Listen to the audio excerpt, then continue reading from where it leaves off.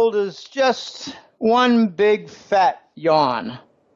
So did you want to expand a little bit on this? You said in a recent article that you're seeing that gold and silver prices are about to break out violently to the upside. Did you want to talk a little bit about this?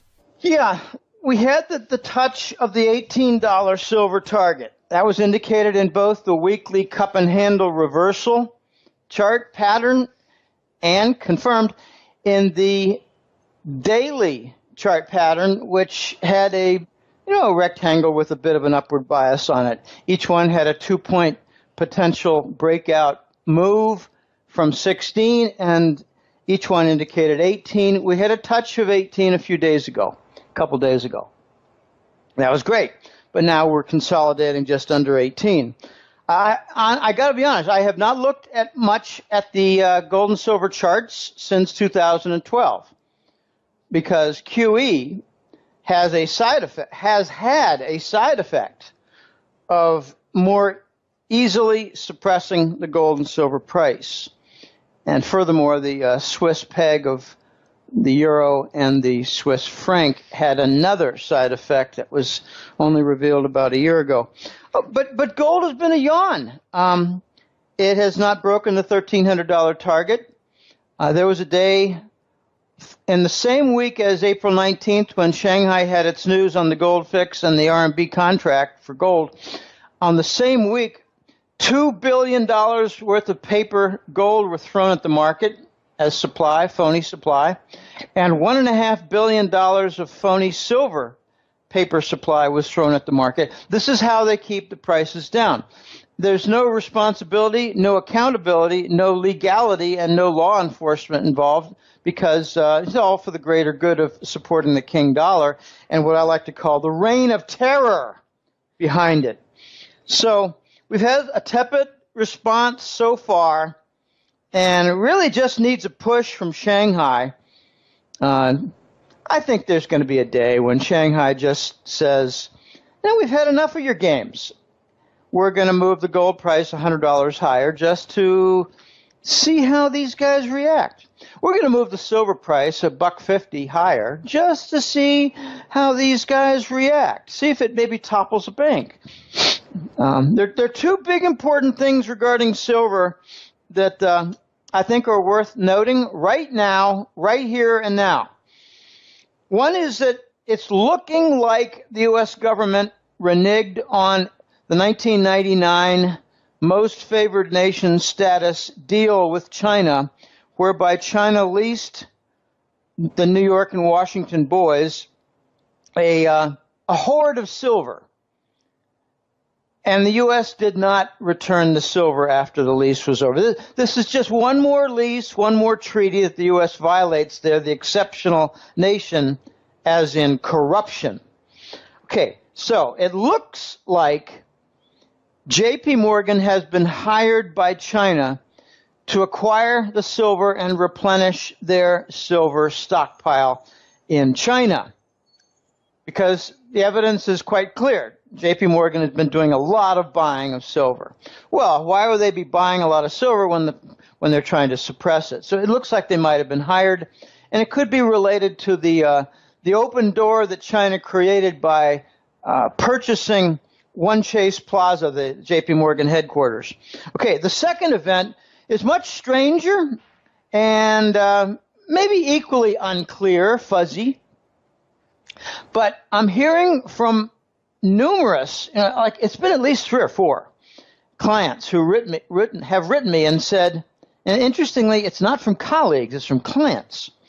They're saying, Jim, are you aware that the U.S. Navy, in order to remain in Middle East ports and pay for their fuel, like diesel for the ships, must pay in silver because the Mideast nations are refusing the dollar? Whoa! This looks like a tripwire. Okay, so silver might be chosen by China to trip the precious metal wires and to knock the doors down and to just break the arena that has been controlled by paper. It looks like silver is going to lead the breakout here.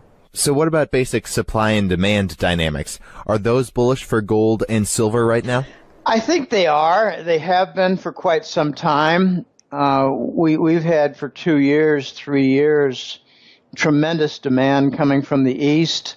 I remember The Voice told me as of March of 2012 that the White Dragon family, the group, the bankers, hired various agents, including The Voice, to drain London of 1,000 tons of gold per month.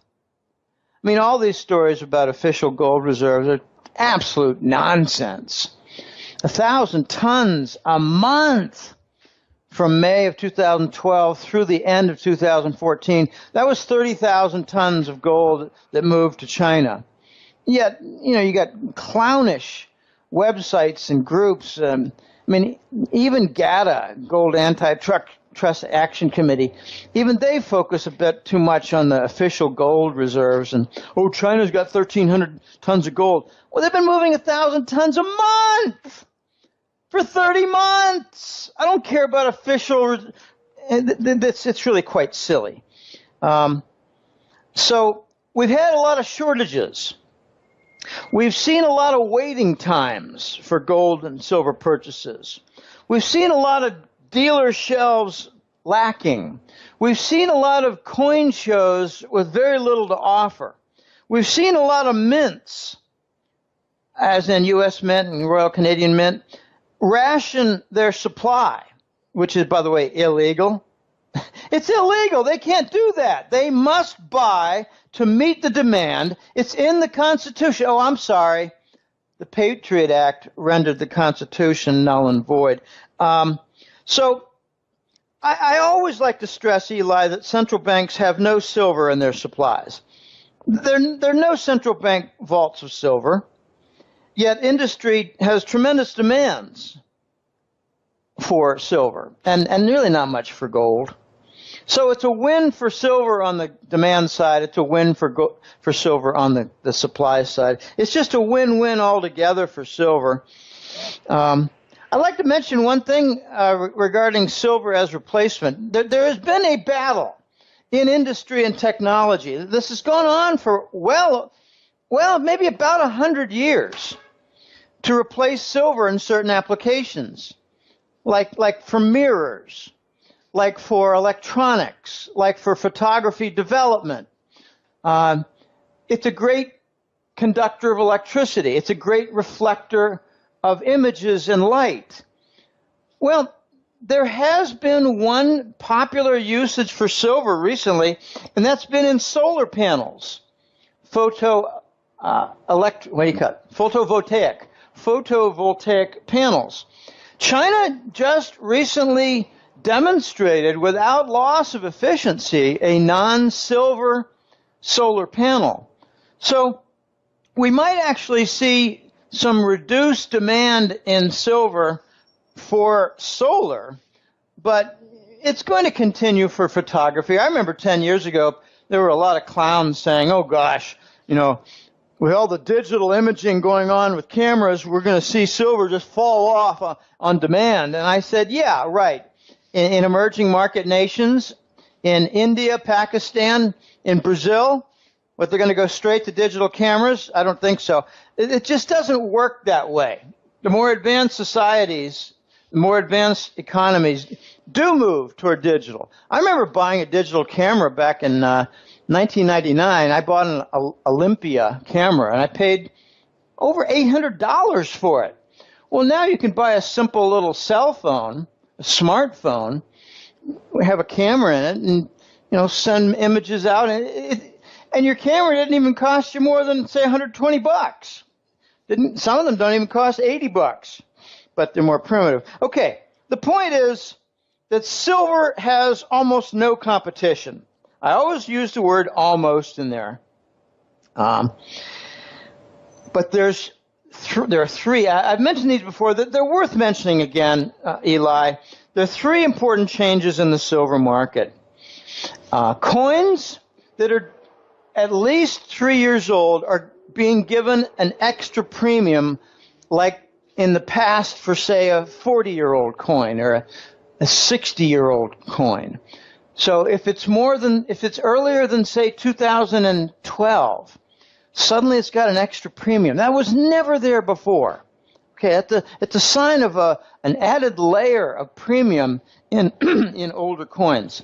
The second one is the live market. Now, if you've got a multi-million-dollar or even $1 billion contract, and part of the provision is that $1 million worth of silver must be provided to the seller because that's what the seller stipulated in the contract, then typically they had been going to the live market where they would pay at least a 20% premium to acquire the emergency supply of silver. That entire live market is gone. There's no supply at all. And the last one is what they call the silver cycle. I like to call it silver recycle. It's the dining set silverware. It used to have an entire middleman structure where they would go to estate sales and buy up a lot and gather in, say, 5 or 6 estate sales, put it all together and sell baskets full of silverware to the refiners. Now the entire middleman is gone. It's all gone. They're going straight from the estate sales to the refineries, and I don't really know how that all works, except that there is no more middleman purchaser doing so at a 10 to 15% discount versus the spot price. They're getting a higher price, and the middleman is being eliminated. So these developments, Eli, point to the silver market being extremely important and critical, and I think it's going to be the breaking point. It doesn't look like gold is going to break down the market. It looks like silver is going to break down. By break down, I mean smash the door down, expose the corruption, allow for a higher price, get some publicity, and a lot more. Now, I'd like to discuss a little bit more about the precious metal markets and how kind of the whole paper market works. You were talking about in your recent article, I'll just take a quote from it. You said, the entire concept of contractual paper price discovery has been corrupted beyond all recognition. The claims of paper contracts per ounce versus actual gold has run to almost 300 to 1 in recent months. It was considered outrageous 2 years ago, when it was only at 25 to 1 or 40 to 1 in ratio. So can you expand a little bit on this? The paper gold contract system has been perverting and corrupting the system by system, I mean the gold market, has been converting the pricing of the gold market for well over 20 years. Now, what they claimed back in the 90s was that price discovery could come about by making contractual obligations on future delivery. Okay, like right now, it would be for a June delivery of gold on a June contract. The big contracts are all divisible by 3 on the month, March, June, September, December. They're very big months, and, to be sure, there's a May contract, but it's nothing like the volume of a June contract. So every 3 months, there's a big cleaning of the house regarding commitments, obligations, and payments, etc. They call it price discovery. But then they stopped delivering on the gold. And actually back in June of 2012, J.P. Morgan made sure that the COMEX stopped all delivery of gold on gold futures contracts. So, in other words, you'd make a purchase for gold and lay down the margin, and when you came time to buy it, what they told you was, well, you're going to have to take your cash back at the current prices, but you can buy another. What an absurdity.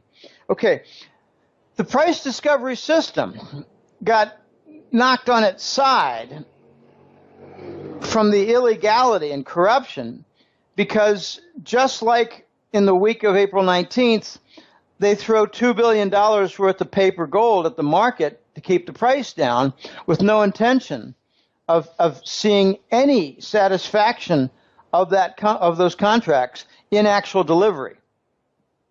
In other words, they corrupted the market, just throwing commitments at it and never delivered on them. But there's no law enforcement because the Wall Street banks are in collusion with the Department of Treasury to make sure that the Commodity Futures Trading Commission, which is like the SEC for commodities, The CFTC never enforces the law. They threaten to enforce the law, and Gary Gensler made nice words, but no actions. There are always nice words and no actions. And then they eventually come out with some words that, well, you know, national security is at stake. We can't follow through on action here. In other words, we have to let the corruption continue because it's supporting the whole entire dollar structure. Well, the ratio, this is a little tricky to explain, and it's funny how the words never come out perfectly. But there are lots and lots of contracts and obligations and commitments for gold ounces, physical ounces. These commitments are in contracts. They're called paper gold. The paper gold has overwhelmed the actual physical gold. If you add up all the different contracts pertaining to gold, like we have the rights for this gold and we will sell it at this price at this time and maybe even to this party. Add up all the volume for the commitments on gold, and it's over 300 times the amount of gold out there. Whoa. Okay, so it's like playing a game with your house titles. Can you imagine even 10 people having a claim on your house title, your property title? Well, what happens when they all come forward at once? That's exactly the problem gold's going to have. Can you imagine multiple fire insurance policies on your home? Well, that's a related issue. It has to do with, say, credit default swaps, which is like a bond insurance for a corporate bond. Okay, we have 200 of those fire insurance policies held for every home. 200 to 1. The home in this case is the corporate bond, like a J.P. Morgan corporate bond or a Goldman Sachs corporate bond or Merrill Lynch or whatever. Can you imagine at a Sotheby auction where 50 people lay claim to a prized Van Gogh painting, all making a bid for the same object? What happens? The price goes up. This is what's coming to the gold market. It's horrendously overcommitted. The ratio for silver is not quite exactly the same, but I always like to make a good explanation of this. Whereas gold has about a 300 to 1 commitment, I think the last figure I heard was 340 or 327 to 1. The ratio for silver is like 35 to 1. Well, gosh, doesn't that mean silver's a lot weaker? No. It actually means the opposite. Since silver is demanded much, much more in industry, in fabrication, in photography, in solar panels, it's actually got tangible demand. Even a 3 to 1 ratio would be critical to break down the silver market. They've got a 30 to 1. So, this is all great disruption, Elijah, and it's going to have to be resolved. And it looks to me rather clearly in the last several weeks that silver is going to be breaking down the door. I've always been saying gold will knock down the door after fighting the big political and banking battles, the wars. But once the door is broken down, you're going to see silver fly on through on a white horse. But now I'm starting to think silver's going to break down the door, allow gold to rush through, and silver's going to rush through even faster. That's what it's looking like.